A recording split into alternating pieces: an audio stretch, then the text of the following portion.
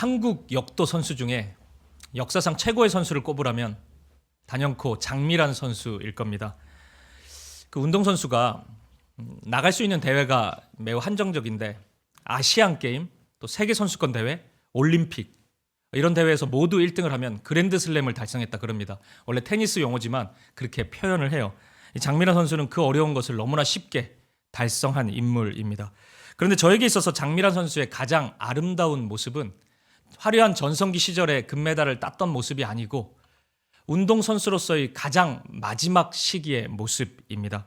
2012년 런던 올림픽에서 장미란 선수는 마지막 시도, 그 시도를 실패하고 자신의 그 운동선수로서의 경력을 마무리하게 됩니다. 그러니까 이 도전이 들지 못했거든요. 이 도전이 본인도 마지막이라는 것을 알고 보는 국민들도 다 알고 있었습니다. 들지 못하고 장미란 선수가 딱 내려놓고 나서 잠시 감사의 기도를 드리더라고요. 그러면서 바벨, 그 봉 앞으로 가더니 무릎을 꿇고 키스를 하는 거예요. 저는 그 장면을 잊을 수가 없어요. 장미란 선수에게 있어서 이 평생 동고동락했던 이 바벨은 그냥 하나의 쇳덩이가 아니고 마치 하나의 인격적인 관계로 형성되어 있었구나.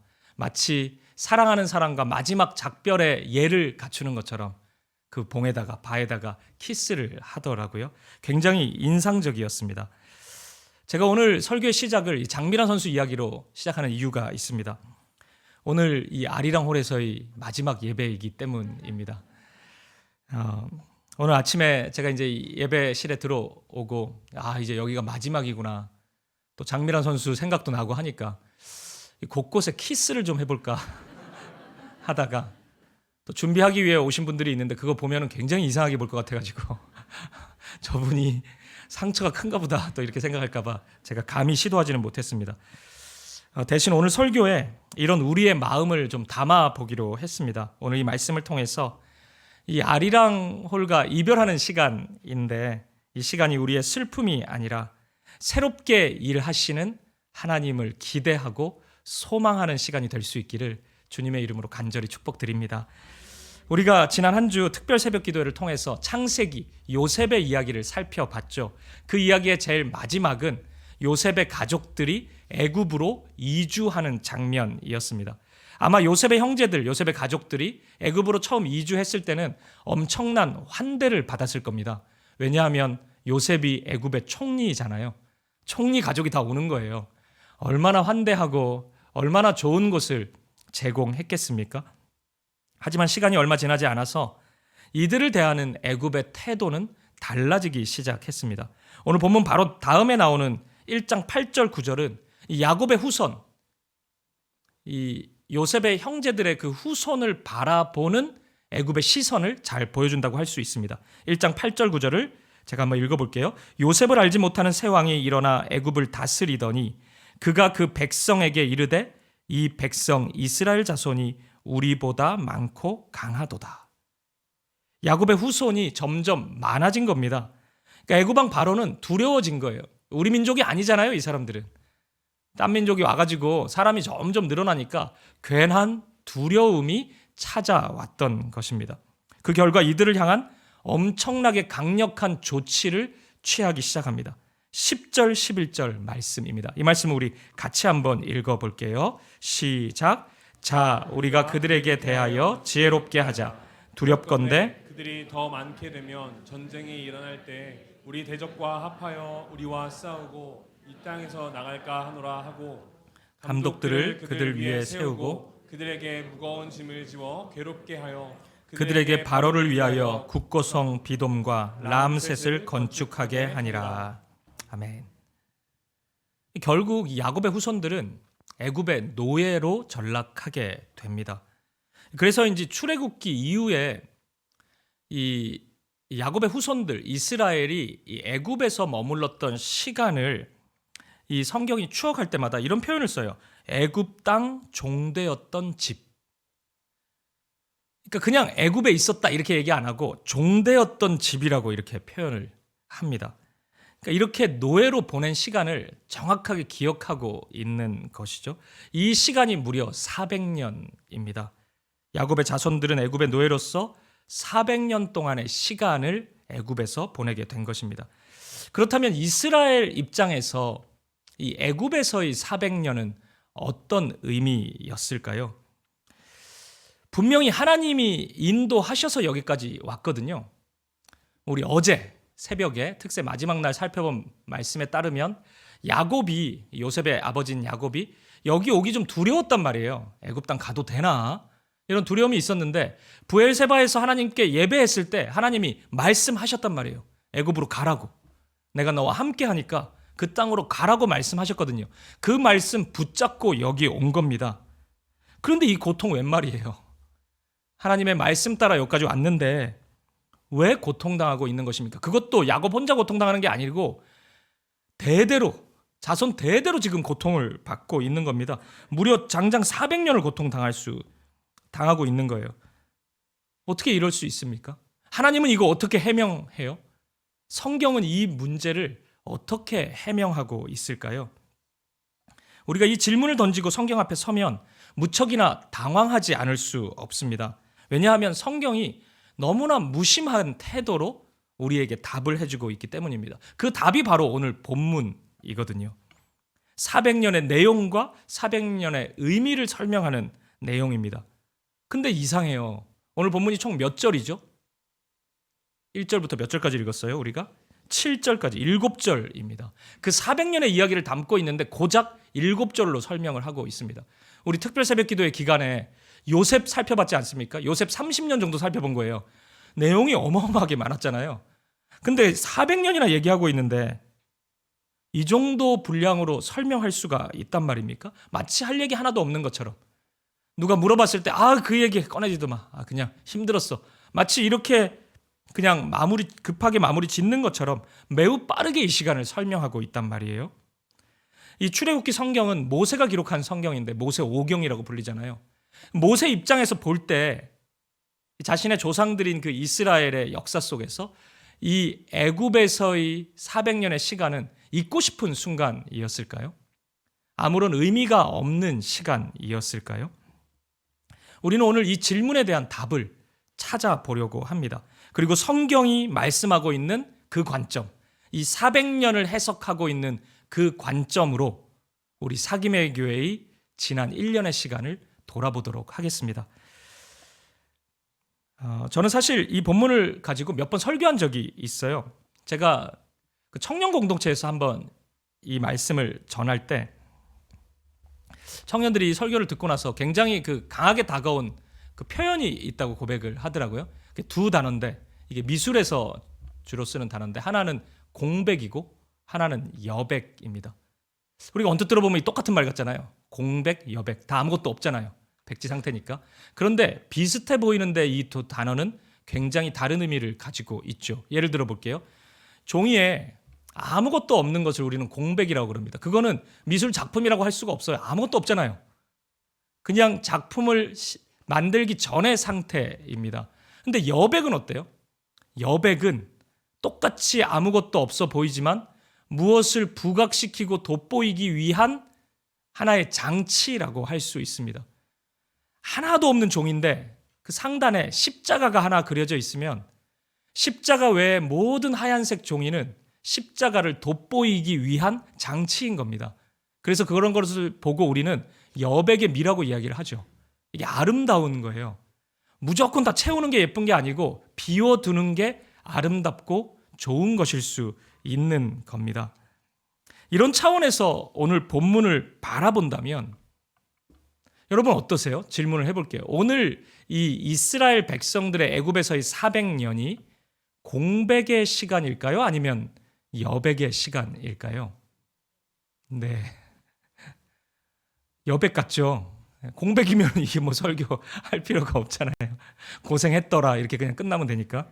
여백인 것 같아요. 미리 적용 질문까지 제가 던져볼게요. 그렇다면 우리 사김의 교회의 지난 1년의 시간 그리고 오늘 이 시간을 우리가 바라본다면 지금 우리의 이 시간은 공백의 시간이었을까요? 아니면 여백의 시간일까요?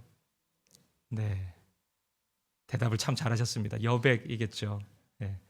뭐 설교 끝내도 될 것 같습니다. 뭐 다 아시니까. 여백의 시간입니다. 이스라엘에게 400년의 시간은 아프고 힘든 시간이었지만 이스라엘에게 있어서 쓸모없는 시간이 아니었습니다. 불필요한 시간이 아니었습니다. 하나님의 일하심의 시간이었습니다. 그리고 오늘 우리에게 찾아올 시간도 마찬가지입니다. 하나님의 시간입니다. 비어있는 것처럼 보여도 하나님의 아름다움을 보여주는 하나님의 시간입니다. 오늘 본문을 통해 그것을 하나씩 확인해 보도록 하겠습니다. 먼저 오늘 본문의 1절 말씀과 7절 말씀, 제일 첫 번째와 마지막 말씀을 한번 차례로 읽어보도록 하겠습니다. 1장 1절입니다. 같이 읽어보죠. 시작. 야곱과 함께 각각 자기 가족을 데리고 애굽에 이른 이스라엘 아들들의 이름은 이러하니. 아멘. 7절도 함께 읽어볼게요. 시작. 이스라엘 자손은 생육하고 불어나 번성하고 매우 강하여 온 땅에 가득하게 되었더라. 아멘. 1절은 야곱의 가족들이 애굽에 이를 때의 상황을 설명하고 있는 장면이고, 그리고 7절 말씀은 약 400년의 시간이 흘렀을 때의 상황입니다. 여러분, 이 두 구절에서, 그러니까 1절에서 7절까지 이제 오게 된 거예요. 400년을.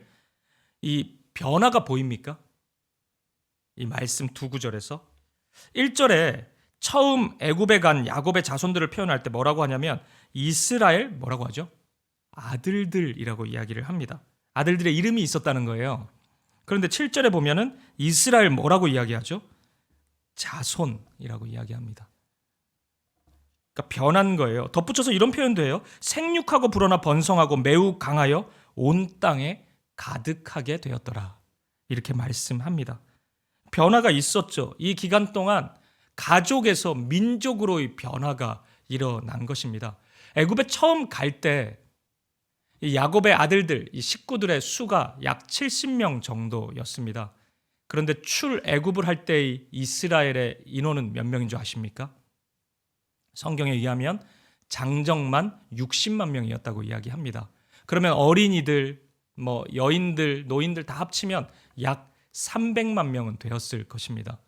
오늘 본문의 시점이 바로 출애굽하는 상황은 아니니까 약 출애굽 전 70년, 80년 전이라고 생각해 보면 인구가 못 되어도 약 200만 명은 되었을 것입니다. 400년 동안 70명에서 200만 명으로 이스라엘이 거대한 민족이 된 것입니다.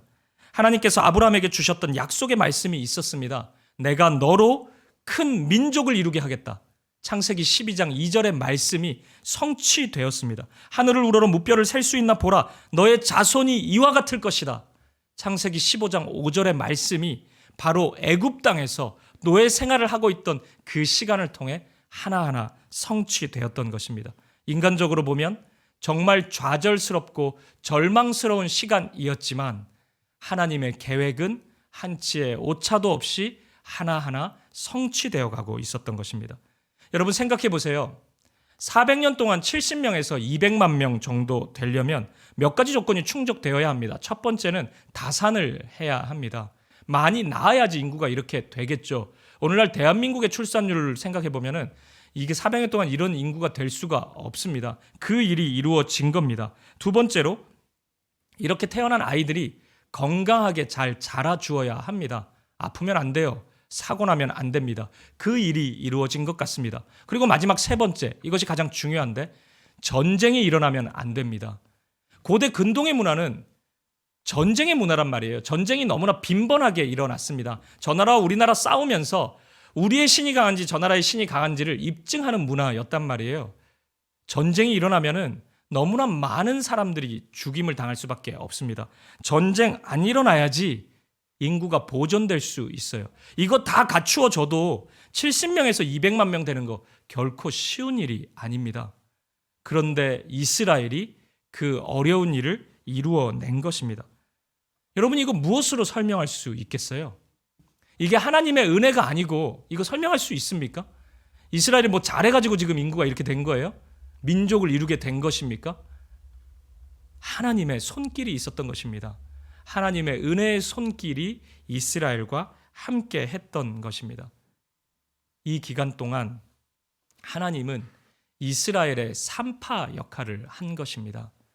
하나님은 산파 되신 하나님은 애굽이라는 나라를 인큐베이터 삼아서 이스라엘을 보호하고 계셨던 겁니다. 외부로부터의 공격을 받지 않도록 이스라엘을 꼭 안아서 지키고 계셨던 겁니다. 이스라엘이 가야 할 약속의 땅인 가나안은 비록 비옥한 땅이기는 하지만 당시 세계에서 가장 불완전한 땅이었습니다. 왜냐하면 주변의 강대국들이 영토 확장을 위해서 반드시 이 팔레스타인 땅을 경유해야 되었기 때문입니다. 우리나라의 역사가 그랬잖아요. 이 강대국들의 틈바구니 속에서 늘 고통당했잖아요. 이스라엘, 이 팔레스타인 땅이 그런 지역이었어요. 그렇기 때문에 이스라엘이 그 약속의 땅인 가나안 땅을 취하기 위해서는 강한 민족이 되어야 했습니다. 그냥 70명의 사람이 약속의 말씀 있으니까 가보자 해가지고 간다고 그 가나안 땅을 가질 수 있는 것은 아니었어요. 그 땅을 취할 수 있을 만큼 강하게 될 시간이 필요했던 겁니다. 이런 측면에서 본다면 하나님은 이스라엘에게 가나안 땅을 주시기 위해서 애굽을 사용하신 것입니다. 애굽이라는 나라를 사용하셨어요. 그래서 애굽 안에서 스스로 생존 능력을 갖출 때까지, 보호할 수 있는 힘을 가질 때까지 하나님은 기다리시고 그들을 보호하셨던 것입니다. 그리고 하나님의 시간이 되었을 때 출애굽을 통해서 약속의 땅인 가나안 땅으로 가게 된 것입니다. 여러분, 제가 이 사실을 어떻게 알게 되었을까요? 오늘 본문은 그거 설명도 안 해주는데 어느 분의 설교를 듣고 제가 알게 되었습니다. 그분 누군지 아시겠습니까? 1부 때는 이찬수 목사님 누가 크게 얘기하던데 정답이 아니었거든요. 사도행전에 나오는 스데반 집사님의 설교를 보고 알게 되었습니다. 너무 뜻밖인가요? 사도행전 7장 17절 말씀입니다. 우리 같이 읽어보죠. 시작. 하나님이 아브라함에게 약속하신 때가 가까움에 이스라엘 백성이 애굽에서 번성하여 많아졌더니. 아멘. 이 말씀이 오늘 본문 출애굽기 1장 1절부터 7절에 대한 스데반의 해설입니다. 스데반 뭐라고 얘기하냐면 하나님의 약속하신 때가 가까웠대요. 그래서 이스라엘 백성이 애굽에서 점점 번성하여졌다는 것입니다. 그냥 자연스럽게 인구가 늘어난 게 아니고 하나님의 시간표가 있었던 거예요.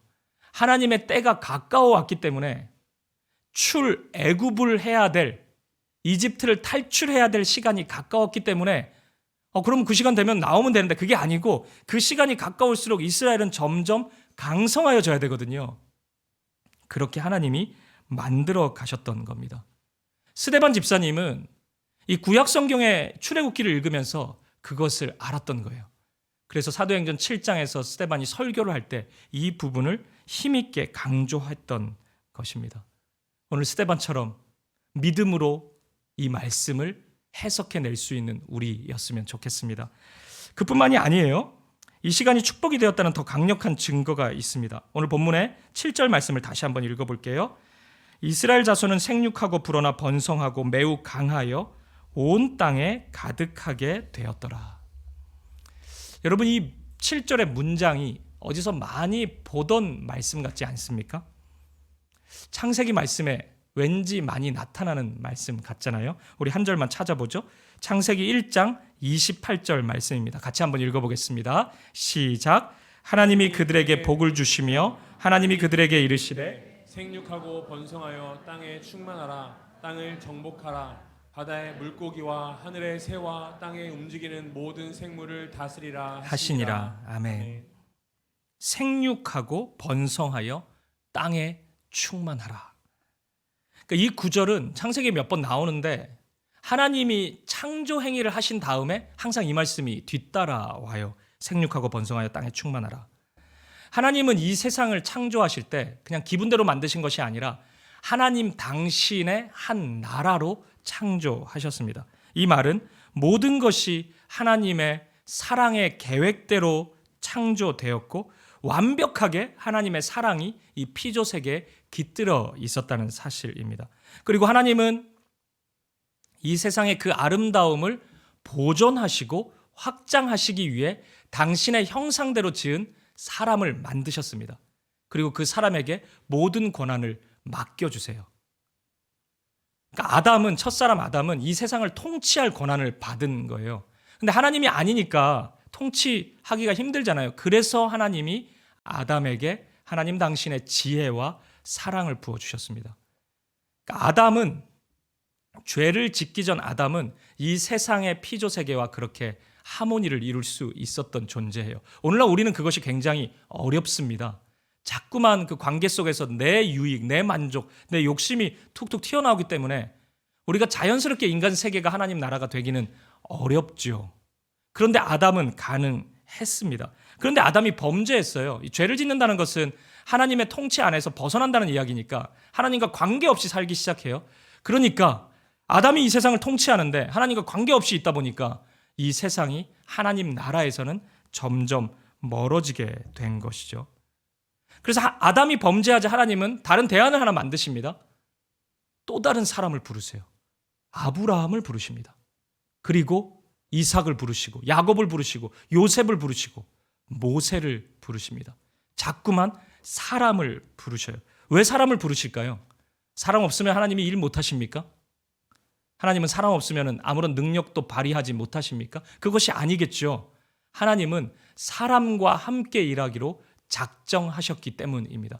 그래서 하나님의 말씀에 순종할 사람이 없으면 하나님은 일하시지 않는 것처럼 보입니다. 일하시지 않는 게 아니고 그렇게 보여요. 성경을 읽다 보면 하나님이 침묵하실 때가 많이 있거든요. 어김없이 하나님의 말씀에 순종하는 사람이 없을 때입니다. 그래서 하나님의 말씀의 순종의 크기가 커질수록 하나님의 나라는 점점 크게 임하는 것처럼 보여요. 하나님의 말씀에 순종하는 사람이 많아질수록 하나님의 나라는 점점 왕성하여지는 것처럼 보입니다. 마치 하나님이 우리 인간에게 매여 있는 것처럼 보여요. 실제 매여 있는 것은 아니지만 하나님이 그렇게 일하시기로 작정하셨기 때문에 하나님이 사람에 없을 때는 하나님은 멈추는 것입니다. 이런 면에서 본다면 한 명의 신실한 믿음의 사람이 얼마나 복되고 아름다운 존재인지를 우리는 알 수 있습니다. 공동체 안에 그런 사람이 있다면 그것은 공동체의 축복이고 선물이라고 할 수 있습니다. 그리고 이러한 사람이 한 사람만 있는 것이 아니라 여러 사람이 되고 공동체 안에 가득 흘러 넘치게 되는 것이 정말 큰 복이겠죠. 오늘 말씀의 표현처럼 생육하고 번성하는 것. 이런 사람이 생육하고 번성하는 것이 얼마나 큰 축복인지를 우리는 알 수 있습니다. 그렇게 보면 생육하고 번성하여 땅에 충만하라는 이 하나님의 말씀은 하나님의 사랑이 담겨 있고 기쁨이 담겨 있는 사랑의 고백이고 기쁨의 노래라고 할 수 있겠습니다.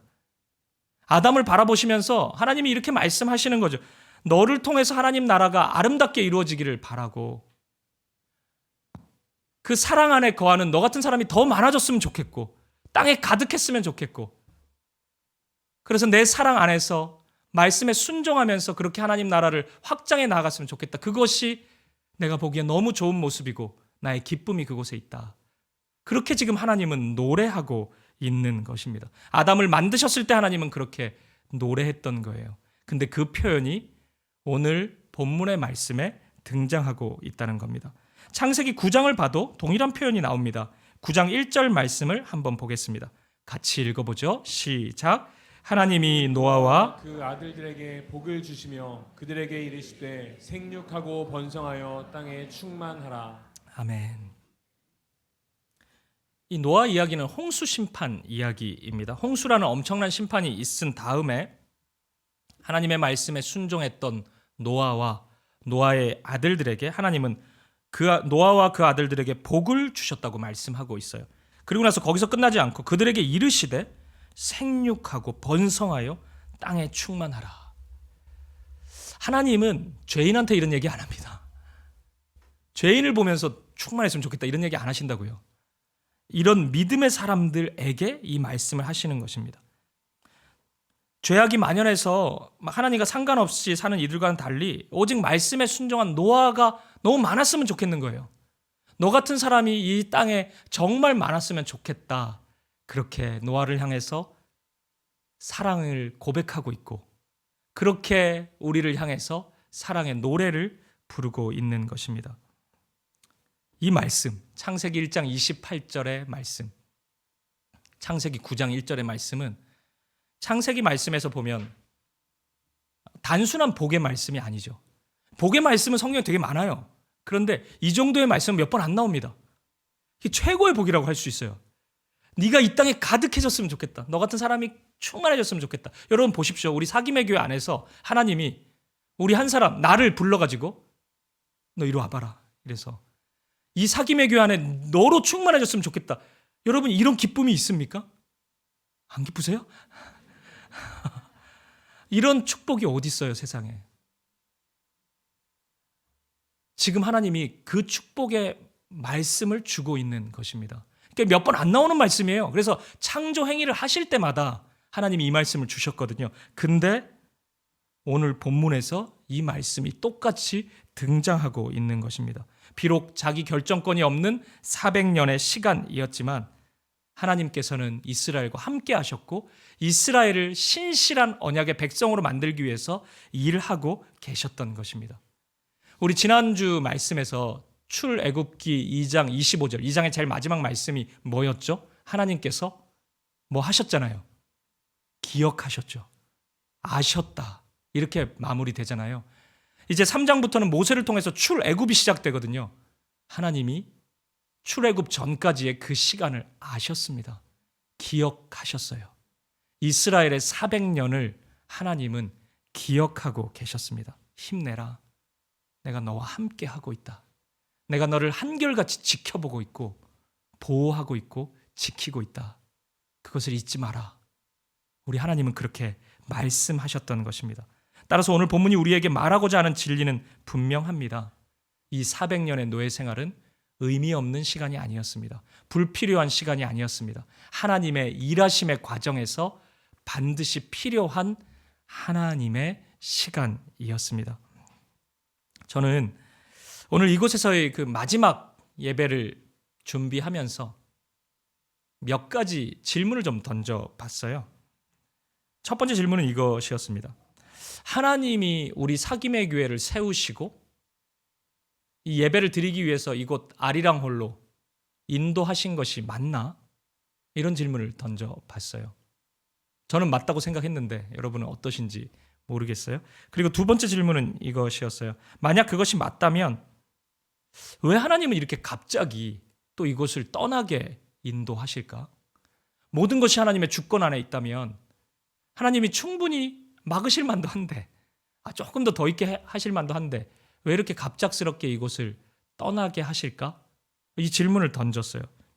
그리고 세 번째 질문은 이것이었습니다. 혹시 이곳을 선택하고 이곳에서 첫 예배를 드리고 지나온 모든 선택의 과정이 하나님과 상관없는 선택은 아니었나? 그래서 우리가 징계받나? 뭐 이런 생각도 제가 해봤습니다. 질문을 좀 던져봤어요. 여러분들은 어떻게 생각하시는지 모르겠습니다. 그리고 오늘 말씀을 준비하면서 이 말씀 안에서 이 질문에 대한 답을 찾아보았습니다. 분명한 것이 몇 가지 보이더라고요. 하나는 지난 1년 동안 우리 사김의 교회가 풍요로워졌다는 거예요. 사람이 많아진 것도 있지만 우리 안에 은혜의 풍요로움이 있었다는 생각이 들었어요.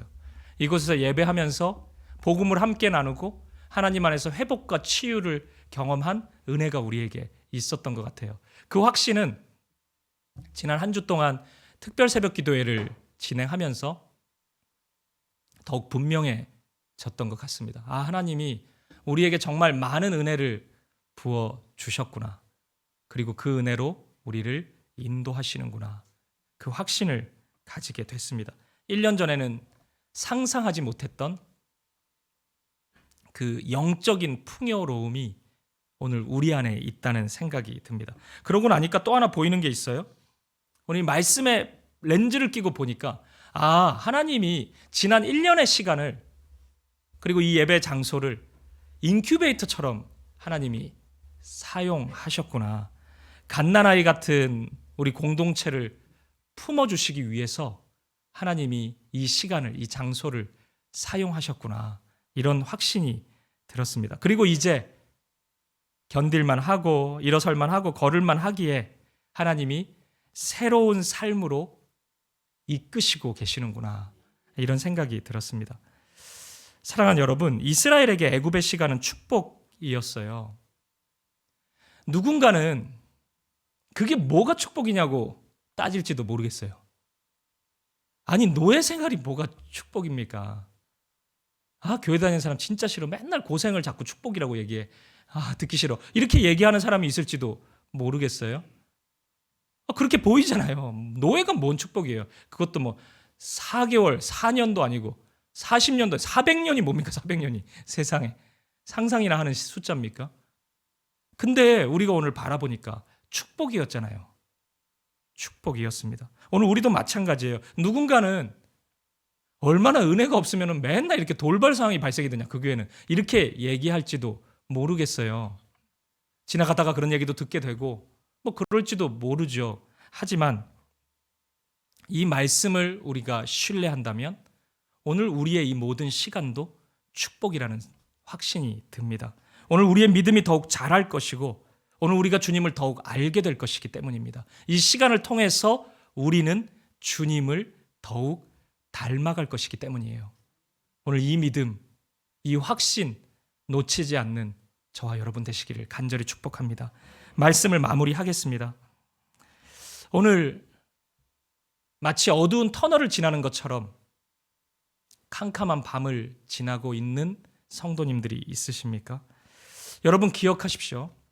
하나님 안에 거하는 사람에게, 하나님 옆에 곁에 있는 자에게 공백이라는 것은 없습니다. 우리의 인생 가운데 우리가 하나님을 만난 이후부터 공백은 없어요. 여백은 있을지언정 공백은 없습니다. 무의미한 빈 시간은 없어요. 하나님은 그 모든 시간을 당신의 도구로 사용하셔서 하나님의 선하고 아름다운 뜻을 이루어 가시기 때문입니다. 다시 우리의 시선을 예수님을 향해 돌려보십시오. 예수님이 2000년 전에 십자가에 죽으실 때 1세기 당시 로마에서는 가장 비참한 죽음이고 수치스러운 죽음이었습니다. 그래서 예수님의 제자들조차도 뿔뿔이 흩어질 수밖에 없었습니다. 그 순간 예수님의 제자들의 생각 속에는 십자가가 참 공백처럼 보였을 거예요. 저 의미 없는, 내가 이거 보자고 여기까지 왔나, 이런 생각을 했을 거예요. 아마 예수님과 함께 했던 그 3년 동안의 시간이 무의미하게 다가왔을 겁니다. 3년 이 고생하고 내가 고작 예수님 죽는 거 보려고 내가 여기까지 따라왔나, 이런 생각 분명히 했을 거예요. 그런데 여러분, 단 3일 후에 예수님이 부활하셨습니다. 죽음을 이기시고 다시 살아나셨어요. 예수님과 함께한 3년의 시간은 무의미한 시간이 아니었습니다. 예수님의 십자가 죽음은 무의미한 것이 아니었어요. 우리를 살리는 하나님의 구원이었고, 하나님의 능력이었고, 하나님의 사랑이었고, 하나님의 은혜였습니다. 누가 예수님의 십자가를 무의미한 것이라 조롱할 수 있습니까? 우리는 그럴 수 없습니다. 우리는 보았기 때문입니다. 우리는 알았기 때문입니다. 사랑하는 여러분, 이 기쁨을 주님을 모르는 사람은 알지 못합니다. 하지만 저와 여러분은 압니다. 저와 여러분은 십자가와 부활을 보았기 때문에, 저와 여러분은 이 애굽에서의 이스라엘의 400년의 시간이 아름답다라는 것을 알 수 있습니다. 오늘은 지난 1년 동안 예배드렸던 이 아리랑홀과 작별하는 시간입니다. 제가 이 설교 준비하면서 장미란 선수가 떠올라서 그런지 굉장히 제 감성이 지금 풍부해집니다. 오늘 2부 예배가 끝나면 이제 예배 한 번 남았어요. 눈물을 흘릴지도 모르겠어요. 이제 우리가 작별할 시간이에요. 이 아리랑홀이라는 인큐베이터에서 나올 시간입니다. 1년밖에 못 나와, 조금만 더 있었으면 좋겠는데, 인큐베이터 참 따뜻하고 좋던데, 우리가 그렇게 생각할 수 있겠지만 이제 건강해졌으면 나와야 됩니다. 장성해졌으면 조금 험한 것으로 나올 때가 됐습니다. 하나님이 우리를 어떻게 인도하실지 기대하며 출발할 때가 됐습니다. 아이가 이 젖만 먹다가 이유식을 먹을 때 굉장히 고통스러워해요. 그냥 마시면 되는데, 분유 마시면 되는데 이유식은 씹어 먹어야 되잖아요. 근데 입을 움직여야 되거든요. 굉장히 힘들어요. 하지만 그거 먹어야 건강해져요. 장성해집니다. 오늘 우리가 이 인큐베이터에서 나와서 이제 조금 더 성숙한 모습으로 나아갈 때가 된 것입니다. 오늘 설교 제목이 다시 돌아봄이잖아요. 이게 중의적인 표현입니다. 여러분 눈치채셨습니까? 다시 돌아봄. 우리 지난 1년의 시간을 다시 돌아보는 겁니다. 그리고 다시 돌아봄. 봄이 왔습니다. 따뜻한 봄이 다시 찾아왔습니다. 따스한 햇살처럼 그 아름다운 봄의 빛이 우리를 비추고 있습니다. 그 사랑으로 우리를 더욱 아름답게 만들어 가시는 주님, 그 주님 바라보며 여백의 미를 마음껏 즐기고 이 믿음의 길을 걸어가는 저와 여러분, 우리 사귐의 공동체가 되기를 주님의 이름으로 간절히 축복드립니다.